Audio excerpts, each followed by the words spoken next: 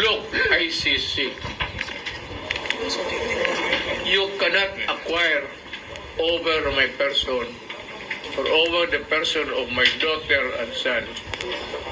You cannot acquire it, not in a million years. Ito ang tugon ni dating Pangulong Rodrigo Duterte sa umano'y pagdamay sa anak nitong si Davao City Mayor Baste Duterte sa kaso sa International Criminal Court o ICC. Dinadamay na lahat. Sa pagdedeklara ng alkalde ng kampanya laban sa iligal na droga noong Marso, kung saan ilang araw matapos ang deklarasyon ay 7 individual na nauugnay sa iligal na droga ang nasawi sa sunod-sunod na drug operation.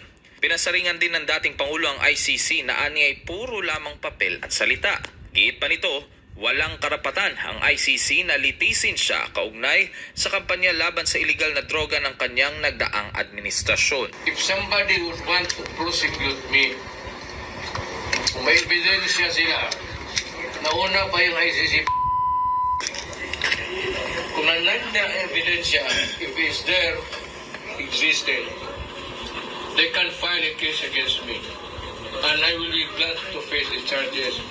And if found guilty, I will go to Philippine prison.